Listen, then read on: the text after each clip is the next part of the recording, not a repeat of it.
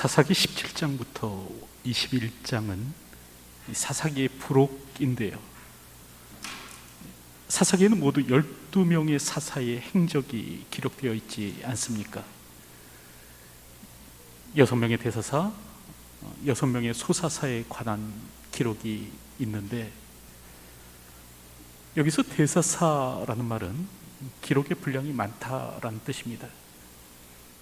그리고 이제 소사사라는 말은 기록의 분량이 적다라는 그런 말이죠. 그럴 때 사사기는 바로 이런 이제 사사들의 행적에 대한 기록입니다.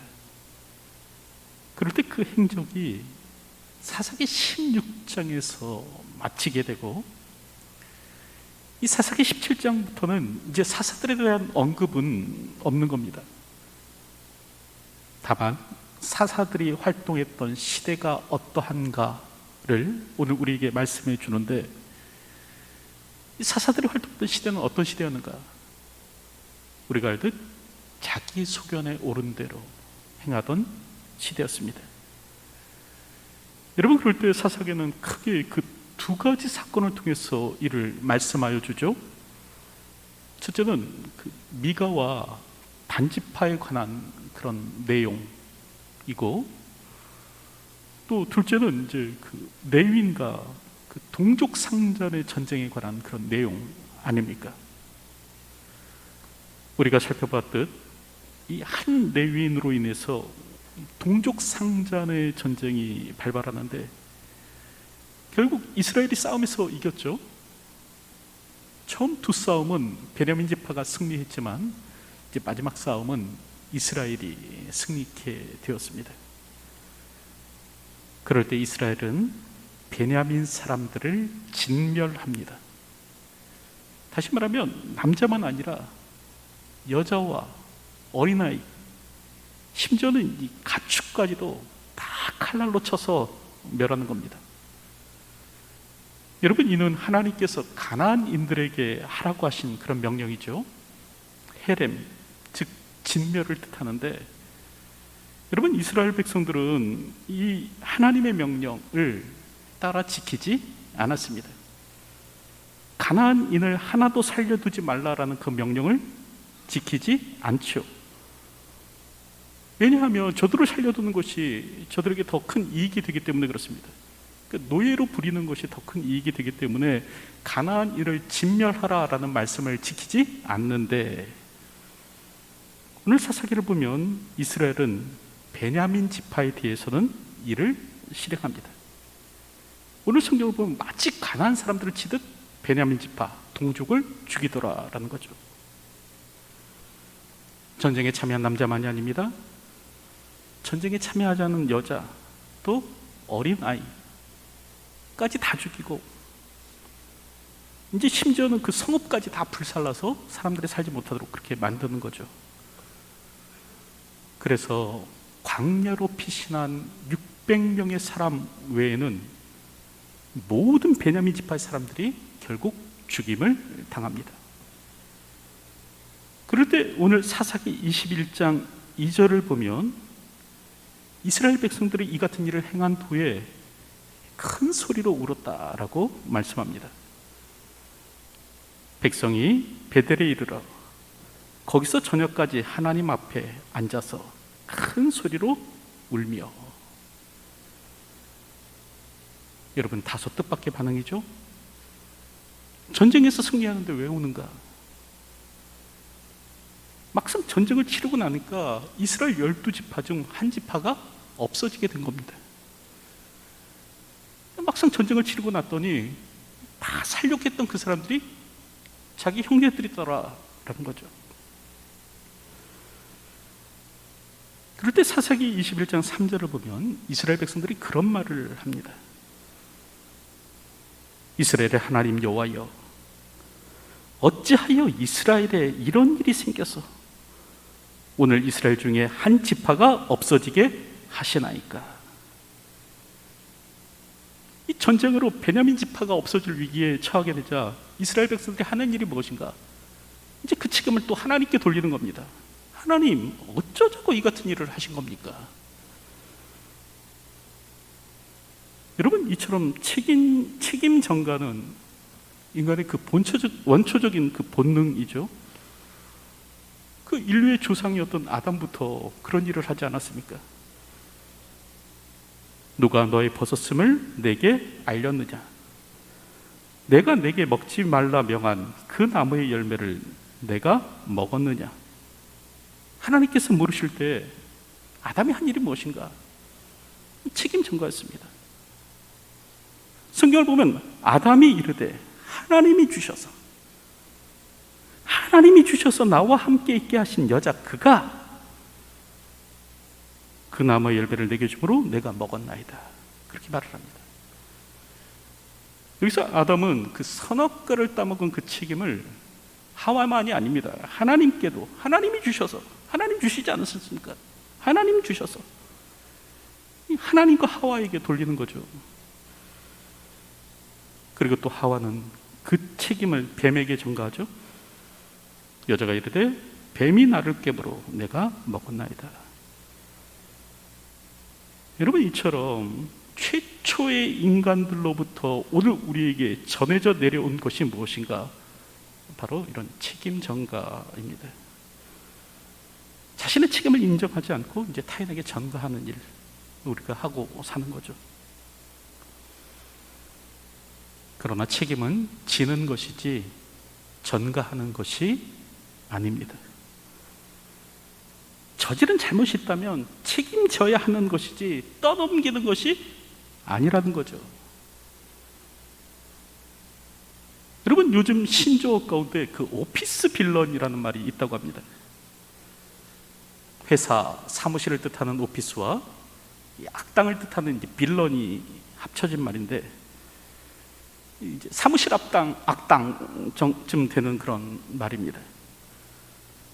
여러분, 그럴 때 누가 최악의 사무실 악당인가? 바로 그 책임을 타인에게 전가하는 사람이더라라는 거죠.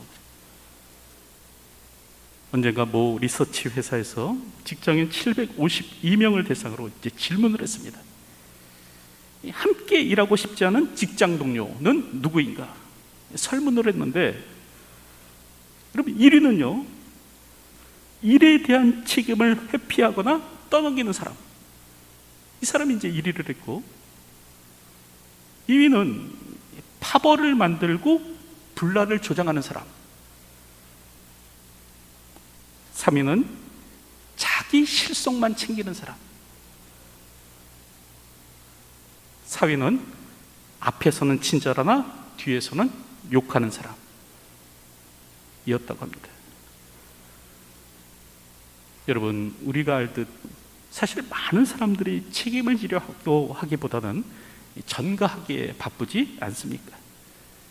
그래서 이제 핑계하고 변명하는 거예요. 핑계하고 변명함으로써 조금이라도 이제 책임을 덜 지려는 그런 치졸함을 보이곤 하는데, 여러분, 오늘 우리는 하나님의 형상대로 지음받은 책임 있는 존재입니다. 그렇기 때문에 자신의 선택, 자신의 말, 자신의 행동, 자신의 소명, 자신의 직분에 대해서 책임질 수 있어야 합니다. 탈무드를 보면 그런 얘기가 나오는데요, 그냥 무작정 이제 자신을 따라하게만 하는 그 제자들이 있는 겁니다. 제자들이 그냥 무조건 그냥 자신의 행동을 따라하는데, 이걸 보고 이제 한 랍비가 그런 말을 했습니다. 염소가 턱수염을 기른다고 해서 랍비가 되겠느냐? 깨달음이 없이 행위만 따라하는 것이 무슨 소용이 있겠느냐? 여러분, 마찬가지죠. 오늘 우리의 단순한 외적 행위가 우리를 그리스도인 만드는 것이 아니라는 겁니다. 다시 말하면 성경책 들고 주일에 교회에 오는 것이 오늘 우리를 그리스도인 되게 하는 것이 아니죠. 우리 그리스도인은 무엇보다도 책임 있는 존재가 되어야 합니다. 자신의 책임을 타인에게 떠넘겨서는 안 되죠. 오늘 우리는 내 탓이요라고 말할 수 있는 사람이 되어야 합니다. 천주교에서 실시해서 큰 호응을 얻은 운동이 있죠. 바로 그 네타시오가 아닙니까? 여러분, 오늘 우리는 우리의 책임을 타인에게 떠넘기는 것이 아니라 네타시오라고 말할 수 있는 사람이 되어야 됩니다. 다시 말하면 책임 있는 그리스도인이 되어야 하는 것이죠. 저 사람 탓이 아닙니다. 여러분, 하나님 탓이 아니에요. 오늘 우리는 일어난 일에 대해서 책임질 수 있는 네타시오라고 말할 수 있는 사람이 되어야 합니다.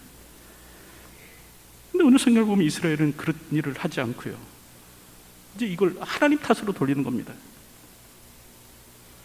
그러면서 나름 또 이제 자신들이 이 베냐민 지파의 회복을 위해서 일을 도모하는데, 여러분, 오늘 성경을 보면 그 베냐민 지파를 진멸하던 사람들이 이제 또 베냐민 지파를 회복하겠다고 나서죠. 그러면서 하는 일이 뭔가? 야베스 길라 사람들을 쳐서 진멸하고 처녀들만을 살려서 그 베냐민 사람들에게 아내로 주는 일을 합니다. 여러분, 사사기 20장에는 기록되어 있지 않습니다. 기록되어 있지 않지만 저들이 총회로 모일 때 결의한 것이 있었습니다.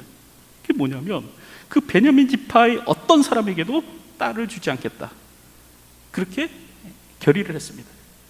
그래서 사사기 21장 1절을 보면 그렇게 기록하지 않습니까?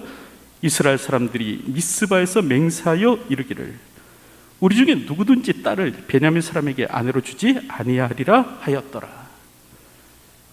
저들이 미스바에서 총회로 모일 때 그 어떤 이스라엘 사람도 딸을 베냐민 사람들에게 주지 않겠다, 주면 저주를 받으리라, 그런 맹세를 했던 겁니다. 여러분, 그러다 보니까 이제 이 베냐민 사람들의 가정을 꾸릴 방법이 없는 겁니다. 어떻게든 이제 이 베냐민 지파 600명이 남았을지라도 이제 이들을 통해서 어떻게든 베냐민 지파의 회복을 꾀해야 되는데, 자신들이 한 맹세가 있기 때문에 딸을 줄 수가 없는 거예요. 다시 말하면 저들로 하여금 가정을 꾸릴 수 있도록 만들 수가 없는 겁니다. 그럴 때 이제 이스라엘이 한 일이 무엇인가? 이 문제를 어떻게 해결했는가? 저들은요, 이 회의 때 참석하지 않은 동족을 찾습니다. 그리고 그것이 이제 야베스 길라 사람이라는 것을 알아요. 그러자 저들을 살육하고 저들의 처녀들을 잡아와서 베냐민 지파의 신부로 주는 겁니다. 그럴 때 여기서 이제 야베스 길랏은 여러분 요단 동편에 있는 성읍으로요, 갓 지파가 이곳에서 살았습니다. 다시 말하면 이들도 동족이에요. 그런데 저들이 어떤 사정인지 모르겠지만 알 수 없는 사정으로 총회로 모이지 않았는데, 여러분, 그러자 이제 이스라엘이 어떻게 하든가 이곳 남자와 결혼한 여자와 아이들을 다 죽이고 결혼하지 않은 여성들을 붙잡아 와서 그들을 베냐민 지파와 강제로 결혼시켜버리는 겁니다. 그럴 때 성경을 보니까 그럼에도 불구하고 이제 200명이 부족했다라고 그렇게 기록하고 있는데, 200명이 부족한 겁니다. 그러자 이번엔 또 어떤 일을 하는가? 이번에는 베냐민 사람들로 하여금 여성을 납치하도록 합니다. 사사기 21장 20절부터 21절을 보면 베냐민 자손에게 명령하여 이르되, 이스라엘 백성들이 지금 베냐민 사람들에게 명령하는 겁니다.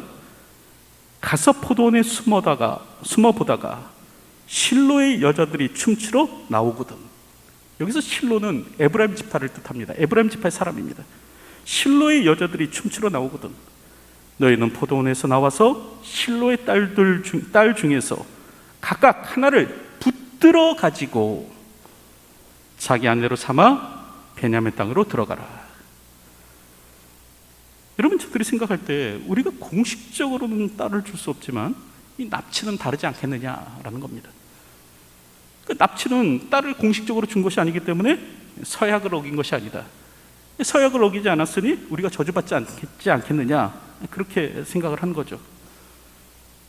그래서 여호와의 명절에 실로에서 축제를 벌이던 그 여성들을 붙들어, 성경에 보면 붙들어라고 나옵니다. 붙들어 그 베냐민 땅으로 가도록 그렇게 하는 겁니다. 여러분, 그럴 때 여기서 붙들어라는 말이 히브리어로 가나브인데, 여러분 이 말이 또 성경의 다른 곳에도 나옵니다. 그럴 때 이 말이 또 성경의 다른 어느 곳에서도 사용되고 있는가? 여러분, 십계명에서도 이 말이 사용됩니다. 출애굽기 20장 15절을 보면 도둑질하지 말라라고 말씀하는데, 여러분 여기서 도둑질하다라는 단어가 바로 까다브예요.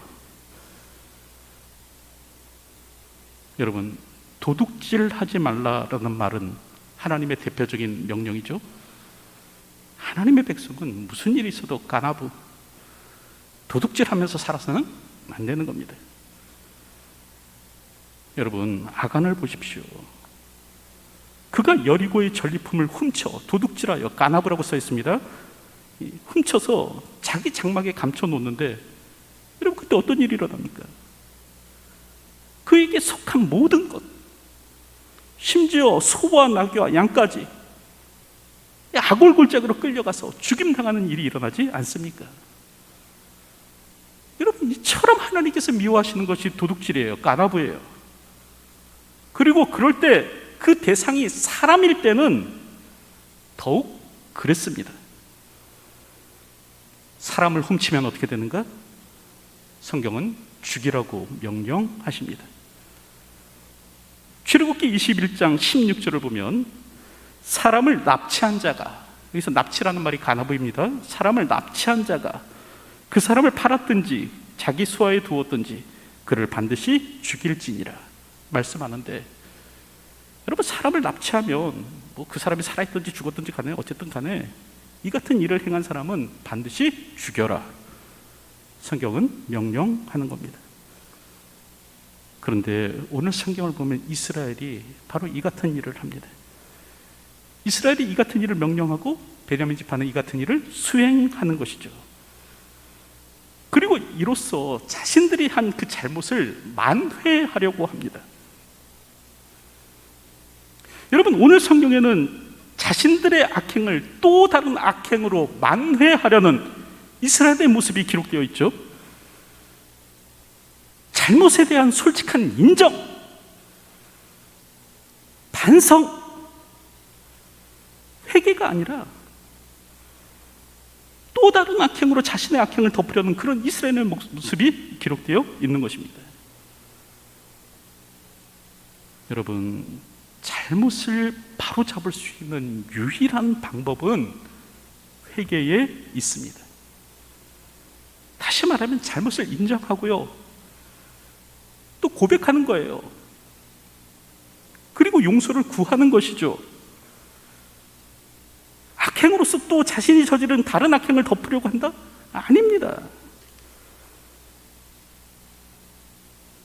그럼에도 사람들은 자신의 잘못을 인정하고 고백하기보다는 이 다른 악행으로 자신의 죄악을 덮으려고 하는데,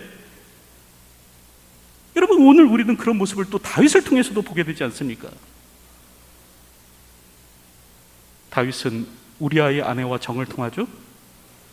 그리고 이제 우리아의 아내가 아이를 갖습니다. 그러자 어떤 일을 하는가? 그 자신의 충신이었던 우리아를 교살합니다. 우리아를 죽여서 자신의 죄를 덮으려고 하는 거죠. 그래서 요압으로 하여금 우리아를 최전방에서 싸우도록 하고, 그 요압의 부대는 이렇게 빠져나오도록 그렇게 명령하는 겁니다. 이처럼 다윗도요, 자신의 죄를 자신의 죄로 덮으려고 했죠. 무마하려고 했죠. 그러나 죄는 죄로 덮는 것이 아닙니다. 악은 악으로 감추는 것이 아니에요. 잘못임을 알았다면 여러분, 먼저 인정하십시오. 고백하십시오. 그리고 반성하고 뉘우치면 되는 거예요. 근데 여기에는 사실 엄청난 용기가 필요합니다. 자기가 잘못했다고 인정하는 것, 고백하는 것, 여러분, 이거는 사실 아무나 할 수 있는 일이 아니에요. 엄청난 용기가 필요하다 보니까 사람들은 이제 손쉬운 방법으로 문제를 해결하려고 하는 거죠. 교묘한 변칙과 속임수로 죄를 덮으려고 하는 겁니다. 하지만 잘못에서 돌이킬 수 있는 진정한 방법은 회개와 반성이 있습니다. 다른 악으로 적당히 그냥 무마하는 것이 아니에요. 오늘도 죄로 덮지 않는 삶을 사는 저희들이 되었으면 합니다. 회개와 반성으로 이 땅을 살아갈 수 있는 저희들이 되어야겠는데, 여러분 오늘 본문을 보면 이스라엘 백성들은 이 같은 일을 하지 않는 거죠. 그럴 때 성경은 이와 같은 모습을 통해서 오늘 우리에게 무엇을 말씀하는가? 바로 사사시대가 이처럼 자기 소견에 오른 대로 살아가던 시대였다라는 것을 말씀하여 줍니다. 하나님의 백성들이 하나님의 말씀, 하나님의 법을 쫓아 살아가는 것이 아니라 자기 소견에 오른 대로 그 제멋대로 살던 시대가 바로 사사시대였다라는 것을 이와 같은 것을 통해서 우리에게 말씀하여 주는 것이죠. 여러분, 그럴 때 우리가 한 가지 더 기억해야 될 것이 있는데, 이처럼 사람들이 자기 소견에 오른 대로 살아갔던 그 일들이 언제 일어났는가? 여러분, 이 일은 사사시대 후반부에 일어난 것이 아니었습니다. 다시 말하면 미가와 단지파 사건이요, 그리고 레위인과 동족 상잔의 전쟁 사건이요, 여러분 이건 사사시대 후반부에 일어난 일이 아니라는 거예요. 오늘 사사기를 보면 사사기 끝부분에 이것이 기록되어 있으니까 많은 사람들이 이 같은 일이 이제 사사시대 후반부에 일어났을 것이다 라고 생각하는데, 여러분 그렇지 않죠?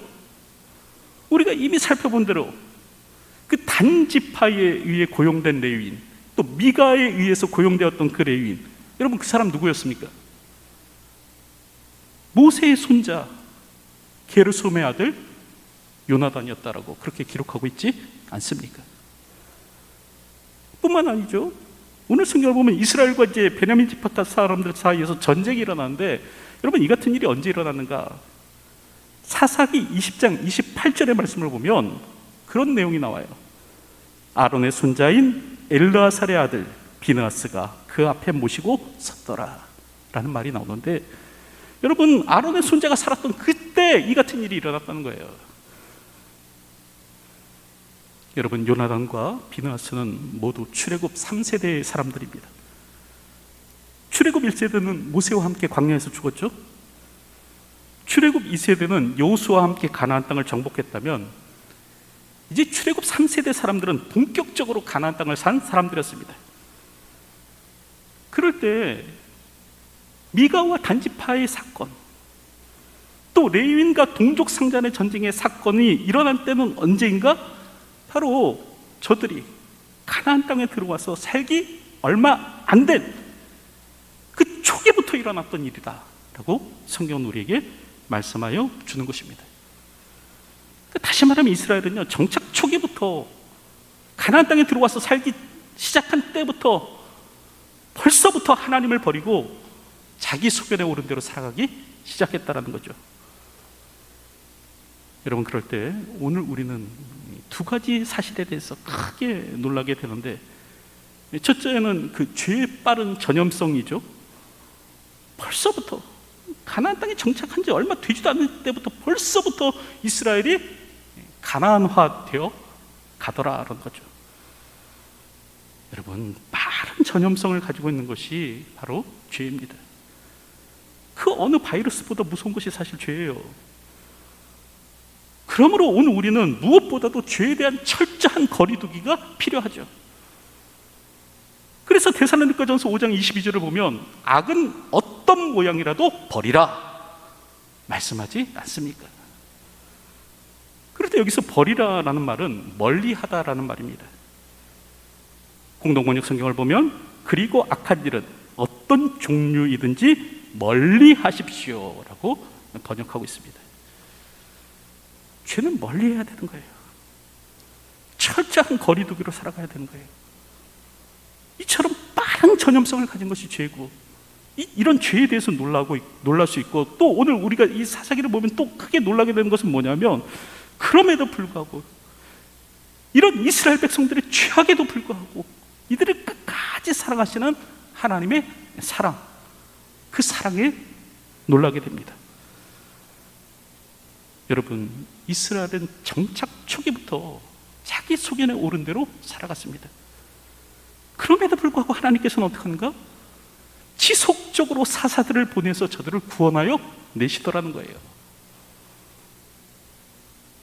한 레위인이 첩을 두고 그 첩이 행음하여 도망가고, 그럼에도 불구하고 그 첩을 잊지 못해서 찾으러 가고, 그러다가 자신의 신변의 위협을 느끼자 그 첩을 사람들에게 내어주고, 그러자 내어준 첩이 기브아 사람이죠, 이스라엘 사람들에 의해서 윤간당하고, 그랬더니 그 첩을 데리고 와서 12토막 내고, 그 12토막 낸 그 시신을 전국으로 흩뿌리고, 이로 인해서 이스라엘 안에 내전이 일어나도록 하고, 그럴 때 이스라엘은 가나안 사람들에게도 행하지 않았던 그 진멸전을 동족에게 행하고, 결국 이렇게 해서 베냐민 지파가 사라질 위기에 처하게 되자 그 책임을 다시 하나님께 전가하고, 그리고 자신이 저지른 문제들을 해결하기 위해서 또 다른 동족을 죽이고, 여러분, 이런 일을 행한 사람들이 누구인가? 이스라엘 사람들인데, 언제부터요? 정착 초기부터 이러고 살았다는 거예요. 그럼에도 하나님은 이스라엘이 부르짖을 때마다 구원자를 보내어 저들을 구원하십니다. 온니엘, 에훗, 드보라, 기드온, 삼손 등과 같은 사람을 보내어서 저들을 구원하여 내시죠. 특별히 여러분, 삼손 때에는 이스라엘이 부르짖지 않았음에도 불구하고 삼손을 보내십니다. 오랜 기간 학대를 받아서 이제는 울지 않는 어린아이처럼 된 이스라엘을 위해서 하나님께서 미리 삼손을 준비하여 두시죠. 여러분, 이처럼 사사기를 보면 이스라엘의 하나님은 어떤 분이실까? 그분은 인애의 하나님이셨습니다. 자기 백성을 사랑하실 때 끝까지 사랑하셨던 헤세드의 하나님이 바로 이스라엘의 하나님이셨죠. 그럴 때 그 하나님의 사랑은 오늘 우리에게도 동일합니다. 여러분, 사사시대의 이스라엘 모습, 사실은 오늘 우리의 모습 아니겠습니까? 사실 이 사사시대의 모습은 사실 오늘 우리의 시대를 그대로 보여주고 있다고 생각이 듭니다. 여러분, 오늘 우리는 사사기를 통해서 나의 모습을 이 말씀 속에서 찾아내지 못하면 결국 실패한 것이 됩니다. 사사기를 보면서 이스라엘 사람들 정말 나쁜 사람들 로만 끝나면 오늘 우리는 사사기로부터 아무것도 배운 것이 없는 것이 됩니다. 여러분, 사사기에 자기 소견에 오른 대로 행하는 사람은 바로 납니다. 사사기에 자기 소견에 오른 대로 행하던 그 시대의 상은 오늘 우리 자신의 모습이에요. 오늘 우리는 사사시대에 대해서 조금의 우월감도 가질 수 없습니다. 무슨 말이냐, 오늘 우리가 최소한 저 정도는 아니지 않느냐라는 건 우리의 착각입니다. 어느 분이 그런 말을 하셨죠? 하나님께서 이 시대를 심판하지 않으시면 소돔과 고모라의 백성에게 사과하셔야만 한다. 여러분, 그런 말을 했어요. 그만큼 타락하고 부패한 것이 사실 오늘 우리가 살아가는 시대라는 거죠. 그럼에도 불구하고 우리를 향한 하나님의 인애는 끝이 나지 않았죠. 하나님은 여전히 오늘 이스라엘 백성을 사랑하듯 우리를 사랑하고 계시더라라는 겁니다. 오늘 우리는 이 하나님의 무한한 사랑을 깨달아 알아야 됩니다. 이처럼 오늘 우리를 사랑해 주시는 그 하나님의 사랑을 알 수 있어야 되는 것이죠. 특별히 하나님은 우리를 사랑하시되 끝까지 사랑하셔서 하나밖에 없는 독생자 예수 그리스도를 십자가에 못 박으십니다. 그리고 그것을 통해서 우리를 향한 하나님의 사랑이 무엇인지를 확증하여 보여주시죠. 오늘 우리는 사사기를 읽을 때 이 사사기에 기록된 하나님의 뜨거운 사랑을 알아야 됩니다. 끝까지 자기 백성을 사랑하시고 자기 백성의 부르짖음을 기억하시고 저들의 부르짖음에 응답하시는 그 하나님의 놀라운 사랑을 깨달아 알아야 되는 것입니다. 이제 말씀을 맺으려고 하는데, 여러분, 이처럼 사사시대는 모두가 자기 소견에 옳은 대로 행하던 시대였습니다. 그런데 이유가 무엇인가? 그것에 대해서 사사기 21장 25절은 결론적으로 다음과 같이 말씀하죠. 그때 이스라엘에 왕이 없으므로 사람이 각기 자기 소견에 옳은 대로 행하였더라. 사사시대의 혼미는 하나님을 왕으로 인정하지 않았기 때문이었다라는 겁니다. 저마다가 왕이 되어서 자기 기준대로 살았기 때문에 그렇다는 거죠. 그렇다면 우리는 어떻습니까? 우리 시대는 어떻습니까? 하나님을 왕으로 섬기지 않는 시대는 소망이 없습니다. 오늘도 이것을 기억하며 하나님의 왕되심을 인정하고 그분의 통치에 복종하여 이 땅에 하나님 나라를 세워가던 예수의 사람들로 주어진 삶을 살아가는 저와 여러분들이 되시기를 주님의 이름으로 축원드립니다. 기도하겠습니다. 오늘도 하나님의 통치에 복종하는 자가 되기를 소원합니다. 하나님의 왕되심을 인정하는 저희가 되게 하여 주시옵소서. 자기 소견에 옳은 대로 살아가지 않는 인생 되게 하여 주시고, 오늘도 하나님의 뜻받들어 살아가는 삶이 될 수 있도록 도와주시옵소서. 자기 소견에 옳은 대로 핑계하며 책임지지 않으려는 죄악이 오늘 우리 가운데 사라지게 하여 주시고, 또 악으로 덮으려는 그런 못된 생각이 오늘도 우리 안에서 사라질 수 있도록 도와주시옵소서.